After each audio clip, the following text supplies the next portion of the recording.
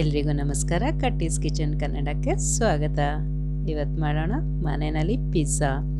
ನಾನು ಆಲ್ರೆಡಿ ಒಂದು pizza video share ಮಾಡಿದ್ದೆ. ಇದು ಸ್ವಲ್ಪ ಡಿಫ್ರೆಂಟ್ ಆಗಿದೆ. ಅದರಲ್ಲಿ ಈಸ್ಟ್ ಹಾಕಿದ್ದು, ಇದರಲ್ಲಿ ಬೇಕಿಂಗ್ ಪೌಡ್ರ್ ಹಾಕಿ ಮಾಡಿರೋದು. ತುಂಬಾ ಸಾಫ್ಟಾಗಿ ನೀವು ಹೊರಗಡೆ ತಿನ್ನೋ ಪಿಜ್ಜಾಗಿಂತನೂ 1000 ಪಾಲು ರುಚಿಯಾಗಿರುತ್ತೆ. ಡೆಫಿನೆಟ್ಲಿ ಟ್ರೈ ಮಾಡಿ ನೋಡಿ.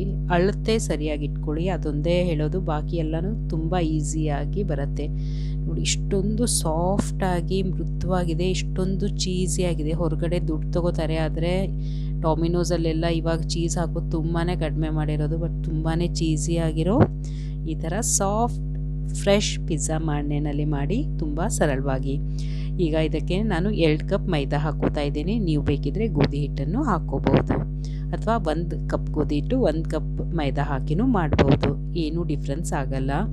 ನಾನು 2 ಕಪ್ ಮೈದಾಗೆ ಅರ್ಧ ಕಪ್ಪಷ್ಟು ಮೊಸರು ಹಾಕ್ಕೋತಾ ಇದ್ದೀನಿ. ಇದೇನು ಹುಳಿ ಇಲ್ಲ, ಮೊಸರು ನಾರ್ಮಲ್ ಆಗೇ ಇರೋದು.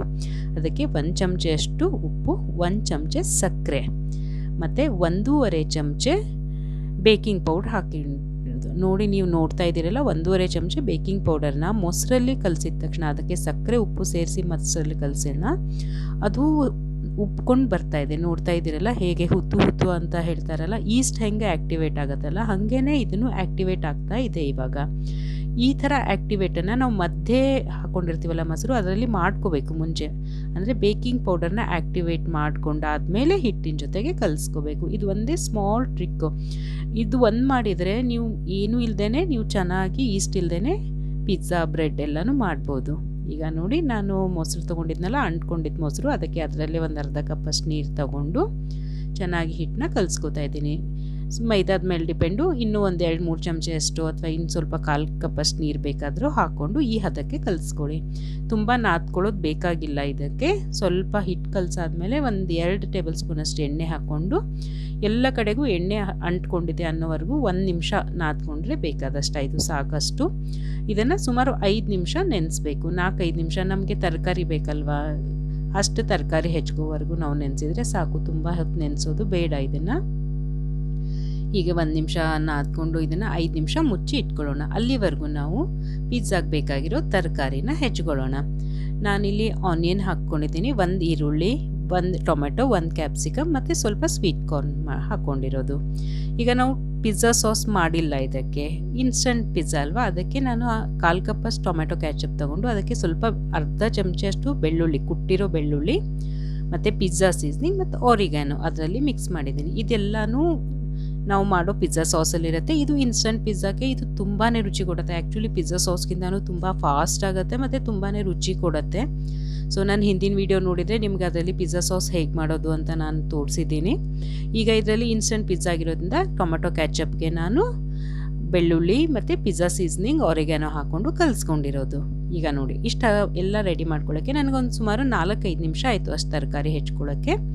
ಅಷ್ಟರಲ್ಲಿನೇ ಹಿಟ್ಟು ಉಪ್ಕೊಂಡು ಬಂದುಬಿಟ್ಟಿತ್ತು. 1ಕ್ಕೆ 2 ಸೈಜ್ ಆಗಿತ್ತು ಅದು. ಅದರದ್ದು ಹಬ ಎಲ್ಲ ಮತ್ತೆ ವಾಪಸ್ ನಾನು ತೆಗೆದ್ಬಿಟ್ಟು 3 ಉರುಳೆ ಮಾಡ್ತೀನಿ. ಇದು ನಮಗೆ ಇದು ಸ್ವಲ್ಪ ದಪ್ಪ ಲಟ್ಸ್ಕೋಬೇಕಲ್ವ, ಉಬ್ಬಿ ಬ್ರೆಡ್ ಥರ ಆಗುತ್ತೆ. ತುಂಬ ಸಾಫ್ಟಾಗಿ ಚೆನ್ನಾಗಿರುತ್ತೆ. ಅದಕ್ಕೆ ನಾವು 3 ಮಾಡ್ಕೊಂಡಿದ್ದೀವಿ. ನಿಮ್ಗೆ ಸ್ವಲ್ಪ ತೆಳ್ಳಗೆ ಬೇಕು ಅನಿಸಿದರೆ ನೀವು 4 ಉರುಳೆ ಹಾಕ್ಕೊಂಡು 4 ಪಿಜ್ಜಾ ಮಾಡ್ಕೋಬೋದು. ಇದು ಸುಮಾರು ಲಾರ್ಜ್ ಪಿಜ್ಜಾ ಅಂತಾರಲ್ಲ, ಲಾರ್ಜ್ ಪಿಜ್ಜಾವರೆಗೂ ಇದು ರೆಡಿ ಆಗುತ್ತೆ. ನೋಡಿ, ಇಷ್ಟು ದೊಡ್ಡದು ಮಾಡ್ಕೊಂಡಿದ್ದೀನಿ.